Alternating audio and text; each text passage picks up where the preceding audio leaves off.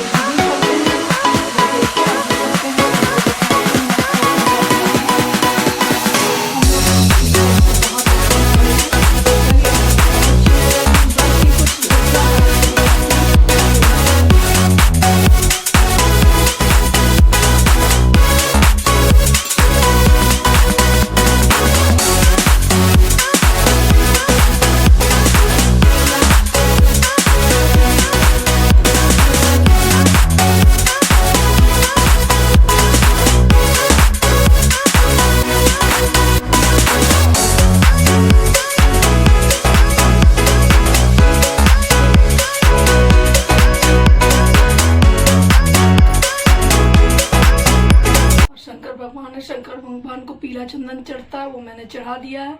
और गौरी माँ को सिंदूर चढ़ता है। उसके बाद ये डाला, ये मुख्य चीज है हमारा, जिसको हम करेंगे। इसमें हम 5 सिंदूर के ऐसी लकीरें, जो हम लोग के यहाँ टीका जाता है उनको बोलते हैं, ये टीकूंगी मैं डाला में।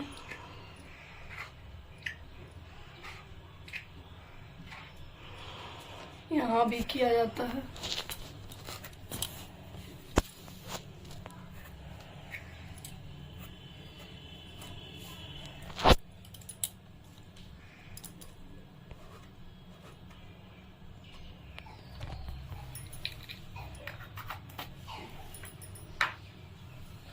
उसके बाद मैं अपने फल को रखना शुरू। सबसे ये देखिए, प्रथम फल जो मेरा हो रहा है, ये डंटा लगा हुआ खीरा इसमें अब चलता है। ये तो ये मैं सबसे पहले रखूंगी। ये मेरे बड़े बेटे का नाम का डाला है, ये मेरे छोटे बेटे का नाम का डाला है। इसमें भी ये चीज है, देखिए। उसके बाद मैं जो हमारा सबसे पवित्र फल होता है केला, उस केले को रखूंगी मैं।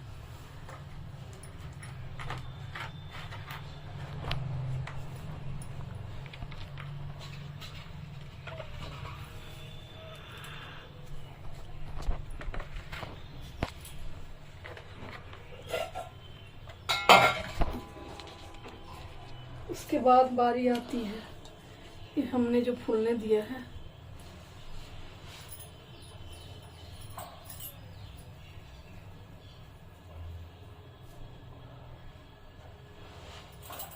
चने के दाने और लोबिया, मटर, कुशी के राव, चना, ये सब होता है, ये मुझे देना पड़ता है।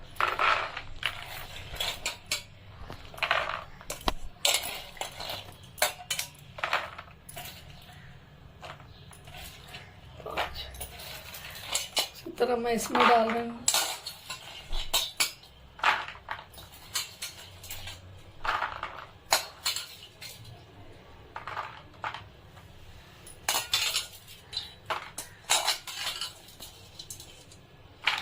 जाओ तो जल्दी। ये जो हम उनमें चढ़ाते हैं वो केला से, वो इनको भी अर्पण करते हैं। यहाँ भी चढ़ा चुके हैं।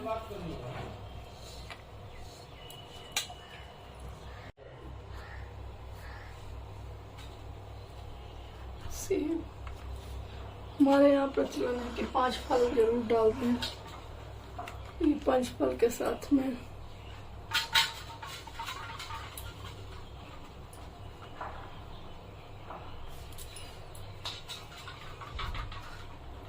नारियल, और नारियल को जब भी रखेंगे हम, नारियल को रखने से पहले सिंदूर देंगे।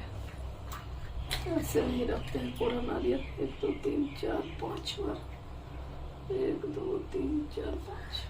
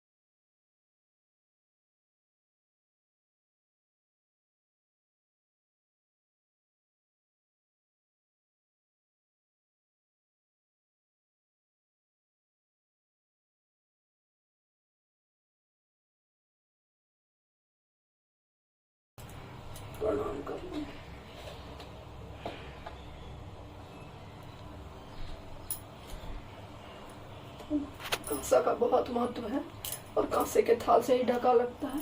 और सुबह जब मैं उठूंगी तो सुबह उठने के बाद जो हमारे बच्चे मेरे बच्चे, वो बच्चे का मैं पारण उन्हीं के हाथों से खुलवा के मैं उनका पारण, उस डलिया को खोलूंगी, उसके बाद मैं पारण करूंगी। चलिए आगे बताते हैं फिर।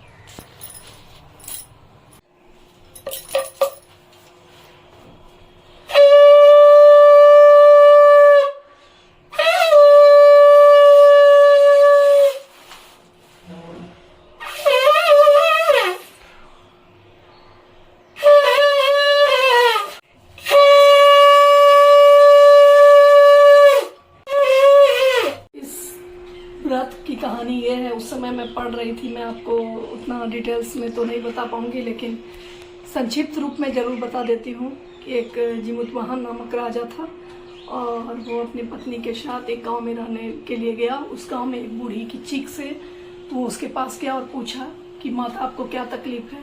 तो उसने यही कहा, हाय मेरा पुत्र मर गया क्योंकि गरुड़ हर रोज आकर हमारे पुत्रों को खा जाता है।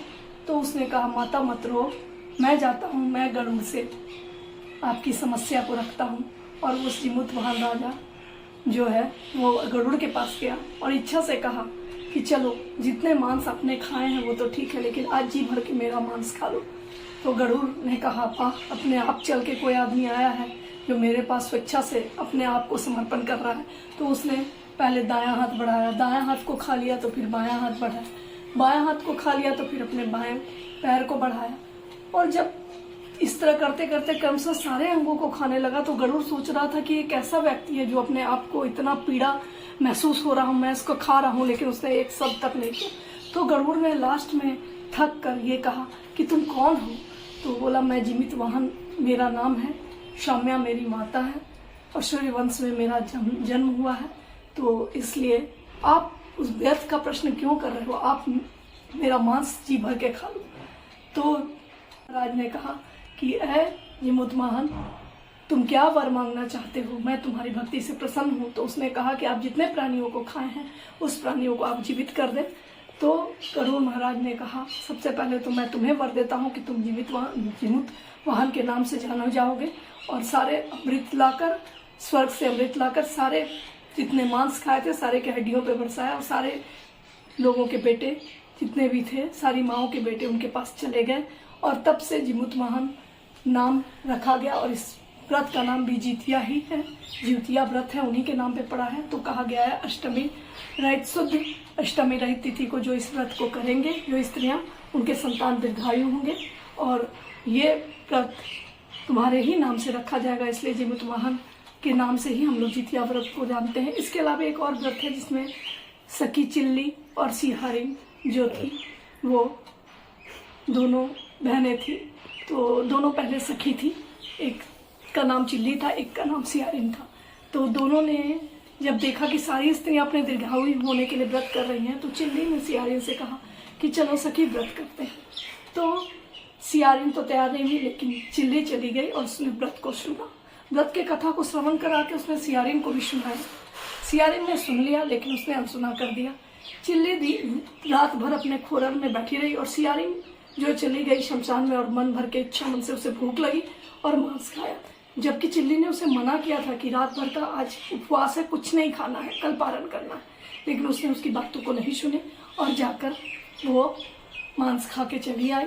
सुबह चिल्ली गौशाला में गई और दूध का पारण किया और पारण करने के बाद वो जब मृत हुई तो दोनों अच्छे घर में जन्म हुई और उच्च कुल में संपन्न हुआ, राजघराने में संपन्न हुआ। दोनों बहन के रूप में जन्मी और सिहारिन बड़ी बहन हुई और चिल्ली छोटी बहन हुई और दोनों का विवाह बड़े होने के उपरांत काशीराज के दोनों बेटों से हुआ और दोनों बेटे जो हैं अपने अपने पत्नियों के साथ घर गए, लेकिन जो सिहारिन के बेटे जन्म होते थे वो मर जाते थे और चिल्ली के ने 8 पुत्रों को जन्म दिया, 8 पुत्र उसके सारे जीवित रहे। तो सिहारिन ने कहा कि वो जो बड़ी रानी ने कहा कि क्यों मेरे बेटे मर जाते हैं, उसके बेटे नहीं मरते हैं, तुम उनके सारे बेटों को मार दो। तो बड़े राजा ने ये आदेश दिया द्वारपाल को कि सारे बेटों का सर कलम कर दो। लेकिन 8 बेटों का सर जैसे ही उसने काट के टोकरी में भिजवाया तो वो सारे बेशकीमती जवाहरात बन गए। तो हमें इससे सीख मिलती है कि जो भी काम करें हम मन से करें और अच्छे से करें और शुद्धता और सत्यता के साथ करें। तो उसके बाद फिर जब और उसकी 8 बेटे जीवित होके आ गए तो ये हार गई और जाके अपनी छोटी बहन से पूछा कि हे बहन, तुमने ऐसा कौन सा तप किया जी तुम्हारे 8 के 8 बेटे जीवित हैं और मेरे सारे बच्चे मर जा रहे हैं। तो उसने कहा कि पूर्व जन्म में तुम सियारिन थी और मैं चिल्ली थी। एक बार तुम्हें याद होगी कि मैंने जितिया का व्रत रखा था और उस व्रत को मैंने अच्छे से रखा था और तुमने उसका पालन नहीं किया था। इसलिए आज भी तुम बहन मेरी बात सुनो और इस व्रत को अच्छे से करो और उसका पालन अच्छे से करो तो तुम्हारे भी बेटे जीवित हो जाएंगे। उसकी बातों को सुनकर, छोटी बहन की बातों को सुनकर बड़ी रानी ने भी इस व्रत को अच्छे से रखा और अच्छे से पालन किया। उसके उपरांत उसके भी सारे पुत्र दीर्घायु रहे और दोनों बहन प्रेम से रहने लगी। और ये था मेरा जीमूतवाहन का कथा। और इस दिन ये जो स्त्रियां इस व्रत को करती हैं उसे सप्तयुग का जो फल मिलता है, वो सप्तऋषि योग जो होता है उसका फल मिलता है। और इसलिए ये स्त्रियां जो व्रत को करती हैं उनको मेरा प्रणाम है। और आप लोग सभी अपने बेटे के दीर्घायु होने की कामना तो अवश्य करें। और मैं चाहती हूँ कि सभी के संतान दीर्घायु रहें। आप मेरा YouTube मेरा परिवार है और अपने परिवार से कोई भी बात छुपाना मुझे अच्छा नहीं लगता है और सारी बातों को मैं खोल के रखती हूँ। मैं इधर बहुत व्यस्त रह रही हूँ इसलिए बहुत कम वीडियो डाल पा रही हूँ। तो इसलिए आप लोग मुझे सपोर्ट करें। जैसे ही समय मिलेगा तो मैं वीडियो डालती रहूँगी। और अगर मेरा ये चैनल आपको पसंद आया, ये वीडियो आपको पसंद आया तो इसको लाइक करें, शेयर करें, सब्सक्राइब करें, बेल आइकन को दबाना ना भूलें ताकि मैं अपने सारे वीडियो आप तक पहुंचा सकूं। तो आप लोग सभी को जीवित पुत्रिका व्रत की हार्दिक शुभकामनाएं।